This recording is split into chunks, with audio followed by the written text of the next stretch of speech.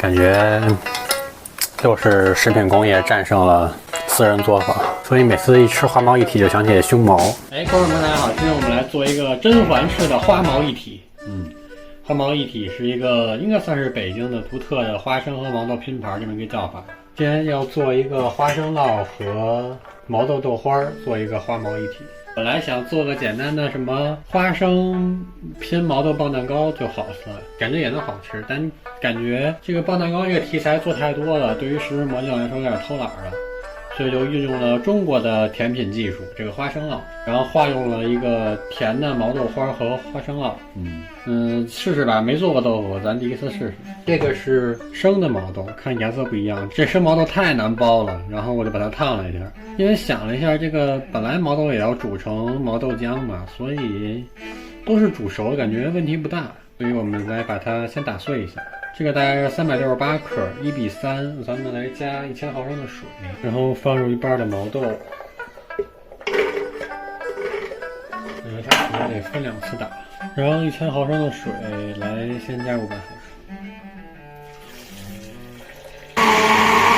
哇，这个生豆浆真是非常强的豆腥味，因为有些青草那种感觉。打完第一遍放在纱布里先过滤一下。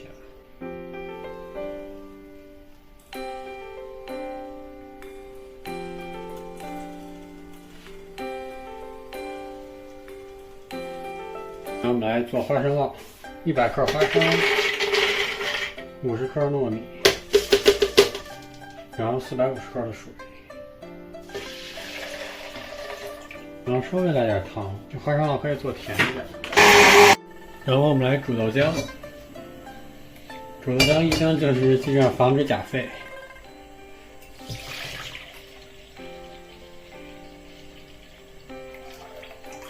然后记得不时搅动一下，以防粘锅。看，钾废了，哇，这个豆香就出来了，好香！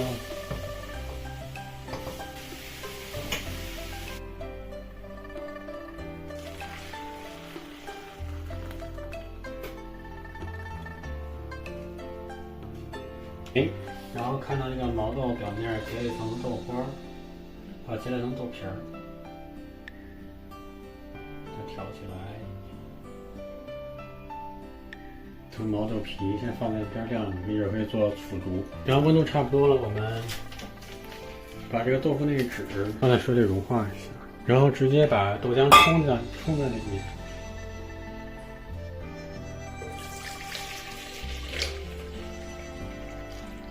然后保温就好了。然后再来把我们这个花生酪煮一下，这个有淀粉，其实是个淀粉凝胶。这个主要注意不要粘锅底，应该就可以了。然后我们来简单组装一下。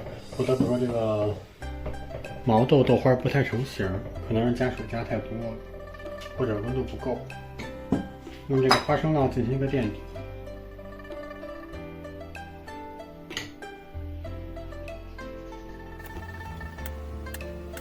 然后崴一块豆花。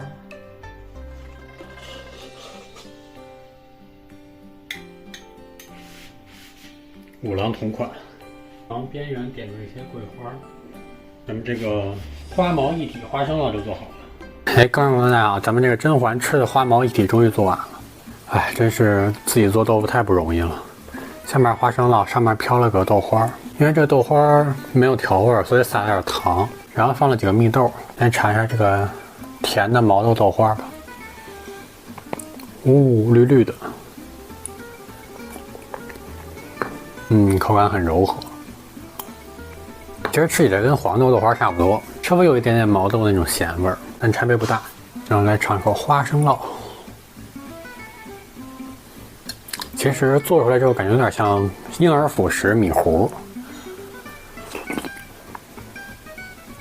但其实还是有点那种生花生味儿，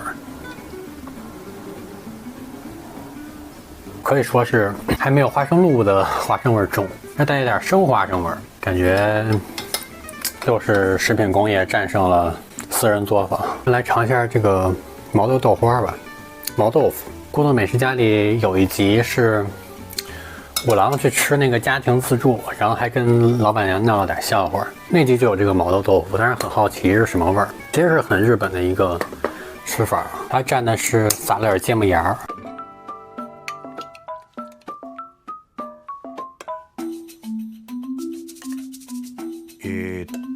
枝豆豆腐にわさび塩。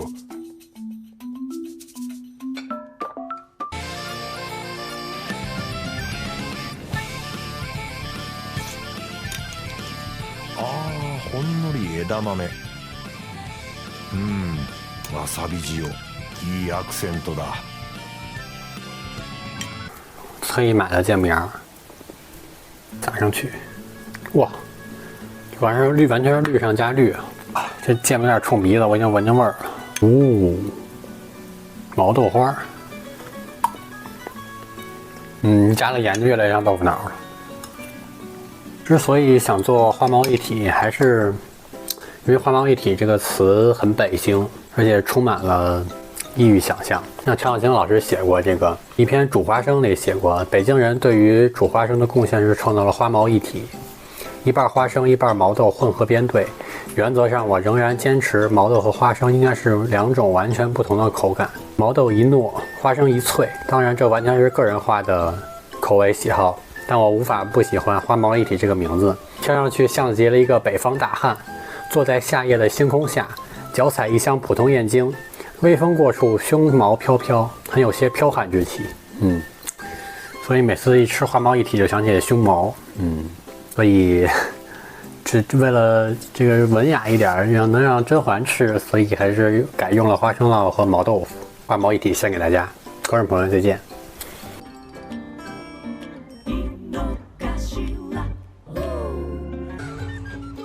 なんでないんこれついてるんですかね。真っ昼間やはりね、美味しいですねこれね。これがいらなくなってきたかなっていう